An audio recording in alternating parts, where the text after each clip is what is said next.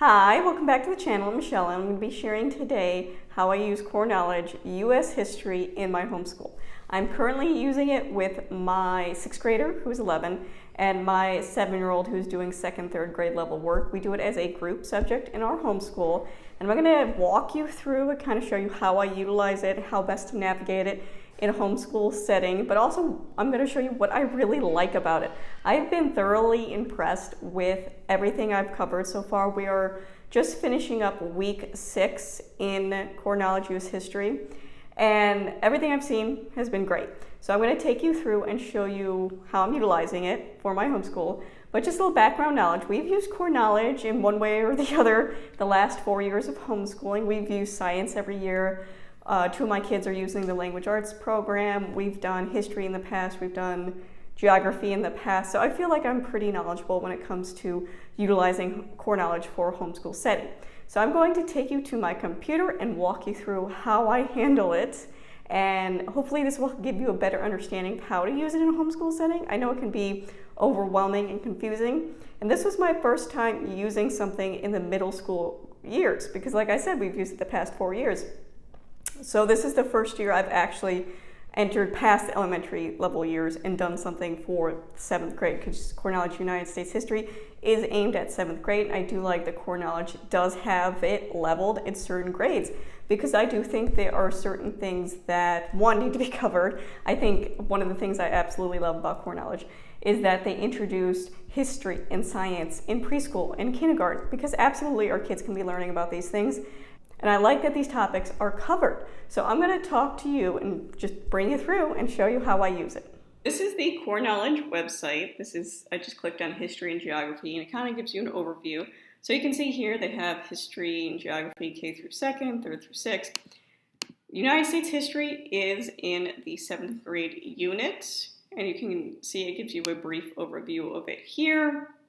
One thing I did want to point out real quick that I thought was interesting is they, in the last year or so, introduced civics, which is awesome because there are certain levels that include civics units. I will link a picture up above to give you an overview of which of those units, which of those grade levels are covered. What I really like about the civics units in these is a critical goal of Core Knowledge is to provide materials to ensure students acquire the foundational knowledge needed to become literate citizens who can contribute to a democratic society. So I love that they continue to add new units. Like I said, they've added civics in the last couple of years. They recently, in the science, added some practical science. So I love that Core Knowledge continues to update its resources that are available to you. One thing I did want to point out that I thought was interesting is they have this little civics quiz where you can see, and it tells you exactly where they get it for. But how many of us as adults would be able to pass these quizzes? And I think that tells us that civics education is really important, especially when we're talking about our homeschooling, that well-rounded, multiple perspective civics education is being given in a homeschool setting as well. So that was just something I wanted to point out real quick. So let's go into the actual download curriculum. So you just hit download free curriculum button. It will take you here. Everything is completely free online. You can choose to purchase units, and if you go to the bookstore, it will take you here, and that's pretty easy to do. So for example, I just chose the subject, history and geography. I chose 7th grade. They do have homeschool sets, as you can see here. If you click that, it will bring you to specific homeschool sets, which is teacher guides, student volumes, activity sheets, and I think they are pretty well priced. I was considering buying the homeschool set for United History here. You can see $63.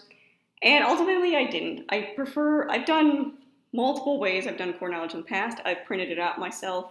I've done it completely electronically. I've bought physical copies in the past. I've reached a point where I do most of it electronically and just print out the additional activity pages we need. And that's just a cost savings to me, and it works well in my homeschool. So you can purchase physical copies if that's something you want to do. But let's go back to this. So all you have to do is search your subject again. I feel like Core Knowledge, since their updated website, has made it really easy to navigate their website. So this will bring us into different history and geography units for 7th grade. So obviously civics. Civics is within multiple levels. But we decided to do a history of the United States. We spent last year doing another United States history program, and that was just to get different perspectives, ideas. There's a lot to cover in United States history, so we broke it into a span of 2 years. So the second year, I really wanted to focus on using core knowledge. So you can see down here, it's broken up into 2 volumes. You have a history of the United States, pre-colonial to 1800s, and a history of the United States, modern times, late 1800s to 2000. You have your teacher guide here, and then your online resources for volume 1 and volume 2. I'm going to get to online resources because I think they're really essential in the program. But let's go into the teacher guide and the student reader first. So here we have the teacher guide downloaded. Again, you can choose to print this. It would be really long, I think, if you chose to print it at home. You can choose to buy the homeschool set. You can choose just to buy the teacher guide, or you can choose to just buy the student volumes and use the teacher guide electronically. Again, you have a lot of options here. I personally download the teacher guide to my tablet, and then the student readers, because we do it as a group with my 2 daughters, I download to my Mac desktop and we read it from the desktop because my Mac desktop is pretty large. It's almost like a small TV. So that's how I utilize it. And if there's any activity pages, I will print those out. But you can see this is how it's laid out. Gives you an introduction. Again, a lot of core knowledge teacher guides, once you're familiar with them, they're really easy to navigate. And there's a lot of upfront information given to you. But I think that's really a positive. It's really making sure you understand the program and what its goal is. And it does give you pacing guides. It'll tell you in here that if you want sample pacing guides, again, reading the teacher guide is essential, you guys. Go to the online resources, which is this right here. So I downloaded the online resources for volume 1. So you can see here, these are all the online resources. So it gives you sample pacing guides. If you want to do the full program, if you want to do only volume 1, volume 2. So I decided to do the full program in 1 year. So volume 1 and volume 2 being covered in 1 year. You can split it up and do volume 1 the first year, volume 2 the second year, however you want to do it. Now, in the past, I have kind of made my own lesson plans based on the scheduling that Core Knowledge provides. I've gotten to the point where this year, both in science and history, I am just following the predetermined schedule by Core Knowledge just because it makes everything so much easier. And so far, like I said, we are currently right here. And we've gone through week 6 of it, and it's worked perfectly. I just cross out when we've finished something. So it gives you, again, your key here. TG is your teacher guide, which is this, what I just showed you. SG is your student volume, which is the student volume you can download or purchase. And it tells you teacher guide, chapter 1, additional activity. Again, I'll show you kind of how that lays out in the teacher guide. But it tells you what to do every single day. I found it's been spaced really well. We're not spending a ridiculous amount of time on this. Most of the time we're actually spending is discussion-based, which I absolutely love. My kids already have, a good foundational knowledge of United States history since we covered it last year. So this is just layering it on, which is really important in core knowledge, building that contextual knowledge year after year. So you can see this is how it's laid out. So we're going to go to the teacher guide. It's going to tell us to do the introduction, page 18, the forward, page 2 through 5. It's going to tell you the titles of the sections you're going to be reading, and then it's going to tell you to do the chapter 1 additional activity. So let's go back to the teacher guide. But I just want to point that out really quick, that if you need a pacing guide, that's where it is. Gives you a vocabulary, gives you a layout of the activity pages you're going to need, because I believe in the first couple lessons we did reference a map, which is included for you to use. Again, they're going to talk about that pathway to citizenship, the online resources, additional books. I do love, love, love that Core Knowledge always provides trade books or additional books for you to reference. You don't have to go looking them up. You don't have to look for different lists. These are already done for you. So here we go. This is History of the United States, pre-colonial to 1800s. We are currently on the American Revolution right now. That's how far we've made it. So we get to early Americans and the first Europeans. Again, what the teacher needs to know, you can reference this on online resources. So you go back to online resources, chapter 1, about early Americans. This gives you a general overview as the instructor, as the teacher, which honestly I love. I love that Core Knowledge provides this background knowledge for you before you start teaching it, so you have a better understanding of what you are in fact teaching. So I do like that. But that's what that background knowledge is. And then I'll tell you what activity pages you will need. The activity pages are located in the teacher guide at the end, which I can show you right here. So obviously at the end, it'll tell you in the table of contents what page number, page 237 right here, teacher resources. So you're going to get your assessment, which I think is vital, especially since this is a 7th grade level. You need to be able to start implementing some assessment opportunities for your child. One, to make sure they're actually retaining the information you're teaching, but it is good retrieval practice as well. So it will give you assessment opportunities, and all the Core Knowledge units I've used, they do, and I really do like that review possibility to use in a homeschool setting as well.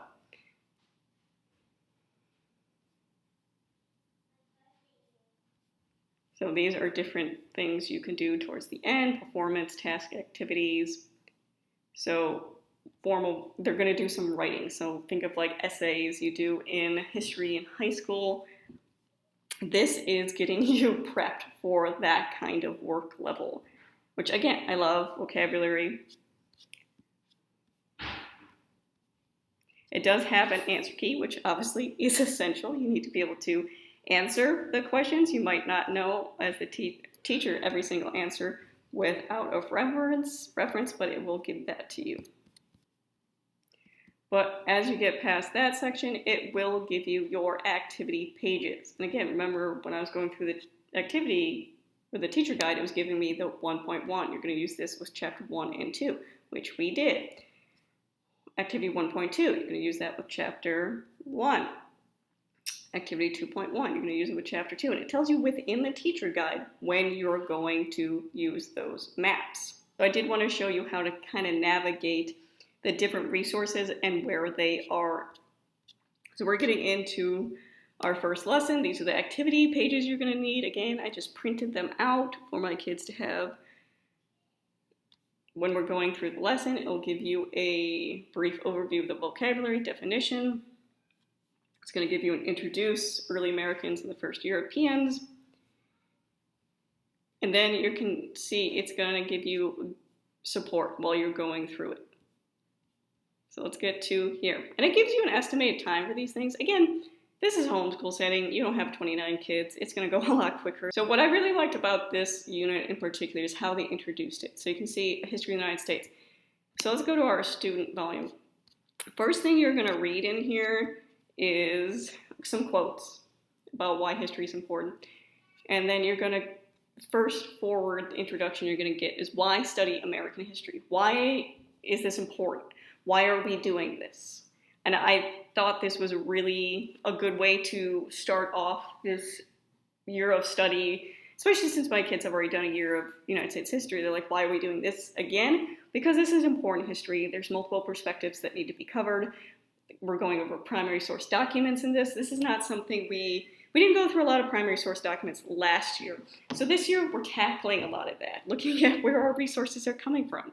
So I thought this was really important and a good way to start off the unit talking about why is this important. It's not just that we don't want history to repeat. There are reasons we are studying history and why it's important to study history from multiple perspectives. So I did like that introduction there, and it leads you into those discussion-based conversations with your kids. So you're going to talk about the first Americans. Again, it gives you a page number in the student guide. You can see here, page number in the student guide. It's going to tell you exactly what to read. It's going to have some support questions. It's going to tell you when to use your map or your activity page. Again, it gives you the title of the section you're going to be reading next, How People Came to America. So we're going to look at this. So you can see page 7, How People Came to America. It's literally step-by-step handing it to you. And then I really do like these think twice questions. So after you're reading some of it, it's asking you to dive deeper, to do some critical thinking. So why might it have been difficult to truly understand how people originally migrated to the Americas? And they also have these find out facts, so you can research more. And you'll see this in the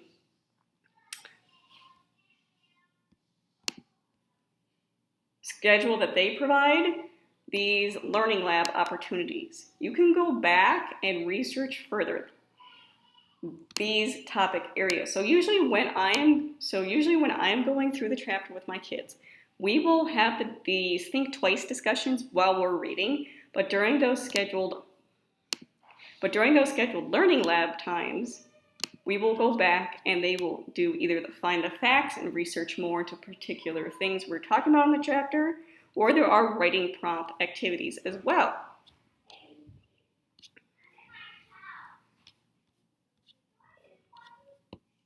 As you can see, here's our writer's corner. Write a paragraph on the various challenges faced by Indigenous people living in either a very dry environment or a frozen one. You could, of course, do this orally with your kids and have just a discussion based around it. Or it provides an opportunity to do some formal writing, to use their critical thinking, their reasoning skills, and get it down on paper, because this is an essential high school skill they're going to need. So I do like that it's introduced, more of that formal writing here. But it's also persuasive writing. It's also all different forms of writing that they're trying to do in here. Vocabulary, I do like that it's highlighted and explained within each chapter. But you can see this is how we went through it. I do like how there are some visual representations of different people. The pictures I thought were good, but it'll take you through. Again, we're going through each page. At this point, we're referencing our map. It's something I did also want to point out is I do appreciate that in the core knowledge units, they show you how to pronounce things, because I'm someone that's very aware that I don't want to be disrespectful to other cultures. So when they are showing you how to actually pronounce that, I really appreciate it. And I've seen it in multiple core knowledge units, so I just wanted to point that out. But again, it's giving you different types of questions. It's not just comprehension questions you're asking your kids here. We're doing some deeper level thinking here. So this will take you through, and again, we do history Monday through Thursday. So I'll give you an example of how long a typical lesson will be. So you can see your introduction, you're going to do pages 2 through 5. That's a few pages. Here, you're going to do 18, 19, 20. That's 3 pages. So let's take a look at that in the student volume. So you're going to do 18, you actually start down here, 18, 19, 20. So you're not reading a ridiculous amount. Like we've done Curiosity Chronicles, and I feel like that covers a ton of information in a short amount of period. I felt like this was really chunked out well and separated out well. That's not overwhelming. And I do really appreciate that they have scheduled activity time in here. So you're doing your basic reading, but then the next day you have follow-up additional activities to do. And we're not talking, coloring pages or crossword puzzles. We're doing some more discussion-based, some deeper level critical thinking here, not just fluff, what I like to call fluff, additional, activities to keep them busy. This is information that I think is really attributing to their learning and helping with that learning process. Let's get to our Chapter 1 additional activity guide. So you're going to go down to your Chapter 1. You'll see this is in your online resources, additional activities for the first year PNs. So you have that here, and then in your teacher guide, in your schedule, say additional activity, Chapter 1 additional activity. So here are your additional activities. Talk it over. Then it'll tell you, so you'll have your chapter 1 additional activity, which is in your online resources. So you go over here. You can see the talk it over will be what you do first, and then the next one will be what's the whole story, which is this section here. So it tells you when to do the additional activities. So I want to talk about the additional activities because I do think that they are essential to this program. I think a lot of what I've been seeing people talk about core knowledge when it comes to history is that it's not representation of a lot of different groups of people. I disagree. I feel like if you're reading the teacher guides or you're using these additional activities, you're getting a lot of perspective here. So again, when we were talking about that opening about why it's important to learn history, this brings you to Teaching Accurate History, a podcast. We've gone through a couple different podcasts here about why it's important to teach real history, why it's important to teach accurate history, why it's important to teach history that encompasses multiple perspectives. This is what Core Knowledge is providing to you for free. And I think this is really important to talk about because I do think a lot of people like to throw around the, whitewashed history. This is not what I'm getting from Core Knowledge. They're providing lots of different perspectives for you to learn about, the basic streamlined history, but also what's behind that. Talking about one of the basic things that they talk about in the teacher guide in the beginning is to look at the 3 questions. Whose story is being told in this? Whose perspective is being left out? That's what you're given to in the introduction. It's asking you to look at these stories because nothing's going to have every perspective, every possible viewpoint. But it's asking you to be critical of that, to look at what you're reading. Think about what perspective you're getting and whose perspective is left out of that and why it's left out of that. So again, I really have been impressed with that. But let's go back to the additional activities. So that is just an example of one, which I really liked in this. And again, giving that different perspective. This is one of the additional activities we did where we look at different indigenous groups and then we take and look at the map. And again, they give you the links within. So you're not searching for these different things where you can look at the land you live on, the land you currently live on, what indigenous tribes inhabited that. What did you find out about this? Again, we're going into different cultural regions of Native Americans. And then, again, not Indians, many tribes, Native American diversity. It gives you some primary source documents. And again, I really liked this because my kids are pretty, I would say, knowledgeable about this. We do try to talk about different groups of people a lot, and every November we do some Indigenous people studies. But again, it's giving you some primary source documents, some lesson plans to dive deeper into this, which is exactly what I want at this level. I want us, going over primary source documents and having those discussions about perspectives and being able to analyze the information they're given. So that's an example. One more example I wanted to show you, which is, so I just said we are finishing up 4. So we just went over the American Revolution. So if we go back to our schedule here, so again, these learning labs will be at the end. So when you finish a chapter, so you can see here, learning labs.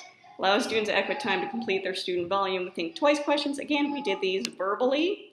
Find out the facts. They can research or do the writing prompts. We always go over the big question as well. So this one for the first chapter was what were some of the similarities and differences between the early indigenous or Native American groups of America? Gives you some examples and then vocabulary. So what I will usually have, we will do this as a discussion base. And then my kids will do vocabulary. I will give them a list of the vocabulary from the chapter, and they will give me 2 of the vocabulary words in a sentence, so I know that they're understanding what they're reading, and that has gone really well. So you can see in the scheduled learning lab, that's what we'll do. We will go through the big question that I just showed you. We'll go over that as a discussion. They'll give me the vocabulary terms. We'll go through and do a writing prompt or a research further that they choose to do.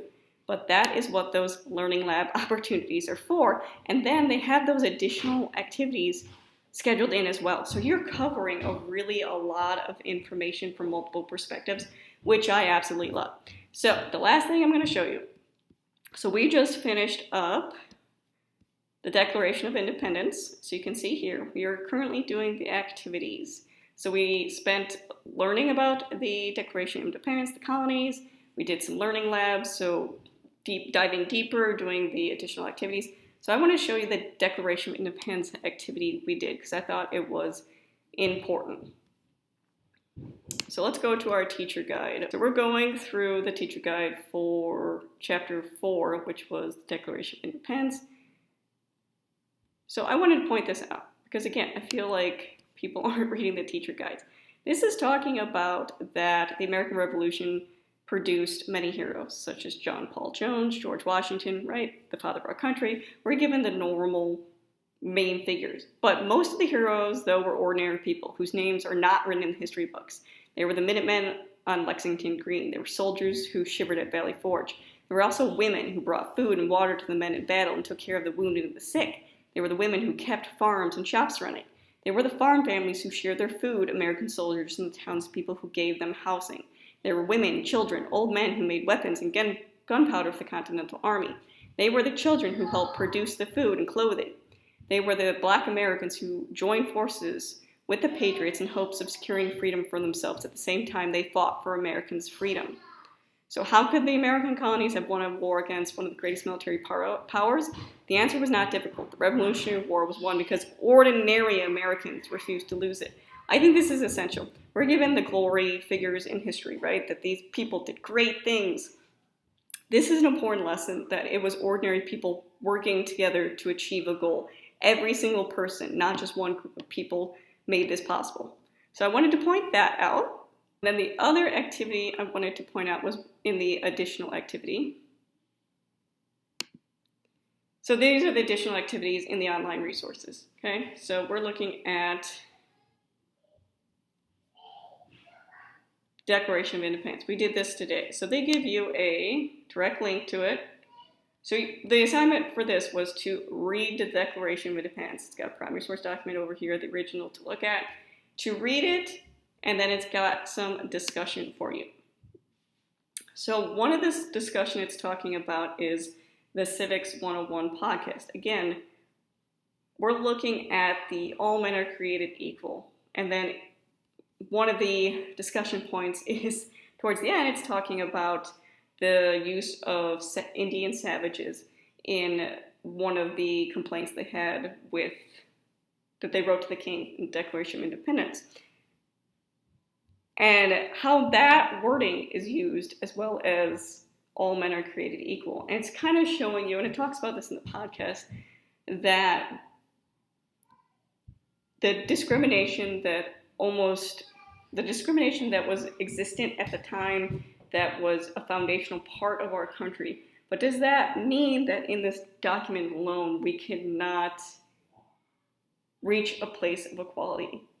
Only if we're willing to see the discrimination that is involved, the way that inequality is existent in our foundational documents and in our systems today. Only by seeing that can we forge a future where all people are created equal, that everyone has the ability to life, liberty, and the pursuit of happiness. We're only going to reach that point if this history is being taught, that we're being taught what happened. We're being given multiple perspectives. And again, this is all coming from this core knowledge unit, which I think is so important. You're getting multiple perspectives. When we were talking about colonies, we weren't just talking about the 13 colonies. We're talking about different groups of people. One of the primary source documents we use in those is we look at a specific person and we go over their life, primary source documents relating to the life. So you're getting some analytical skills in here. You're getting a lot from these core knowledge units. And I highly recommend them. So far, everything I've used has been really good. So that gives you an overview of kind of how it works. And it's, as you can see, it's not that complicated. It's really laid out for you and handed to you just as is. You just have to be able to open it up. So you can see here, that's pretty much how the lessons go. We go over, different sections. We have some discussion within there. And then we do have our learning labs or opportunities to dig deeper, answer those writing prompts, research different topics. We do have additional activities, which are pulling different resources from different perspectives, having discussions, looking at primary source documents. It's been really good. I highly recommend this program. Core Knowledge now offers ebooks. So you can see, go to their library. This is a paid subscription. I don't do this, but I wanted to show you as an option. So you can see they offer different kind of online versions of the books. Not every single Core Knowledge book is in here. A lot of the history and the science ones are included in here. And you can, of course, search by grade level or subject. They do have a lot of the core classics, which is nice in here. But I'll give you an example, because I've looked at doing this for United States history. So it'll give you this. You can choose the language, and it'll tell you the age level, publications. Continue with it'll give you a preview of the books, but you can see it can be read to you.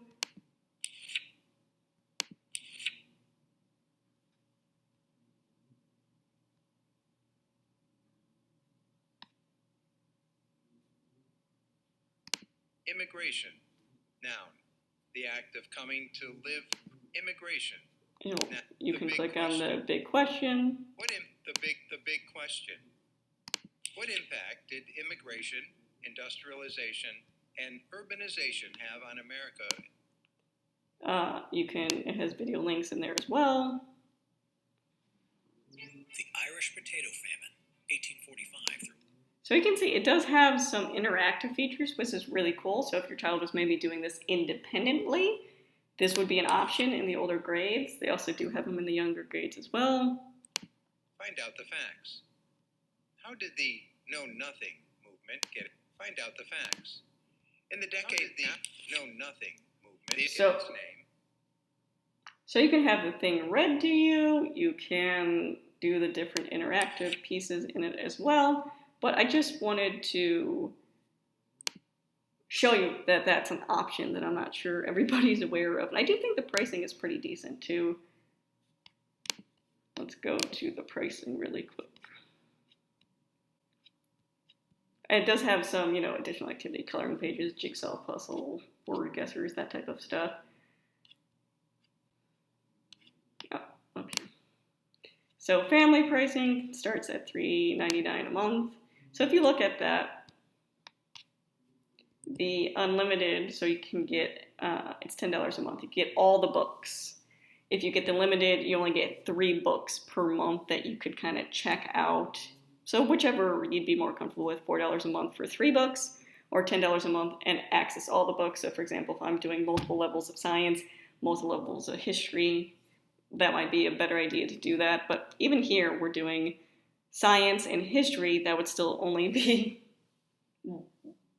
really 1 book we're needing for each of those. So that could also work. I just wanted to show that this is also an option too, that I thought was pretty cool. We have not used it because I don't think it's necessary. I read the books to my kids. It's not really independent at this point, but it is an option if you're interested.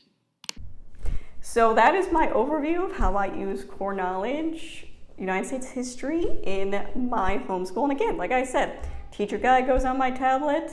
The student volume goes on my kids' either tablet or my Mac desktop.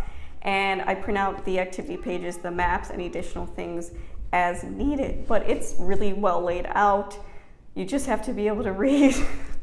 That's all you have to do to be able to look through it and pick out what you want to use. I've been really impressed with what I've seen so far. I would highly recommend using this unit, and especially since it's completely free online. That's amazing. I do plan on incorporating their world history in the future because I've been really impressed with this unit. So if you have any specific questions about Core Knowledge United States history for this level, let me know in the comments below. If you have any other questions related to Core Knowledge, let me know. If not, thank you for watching.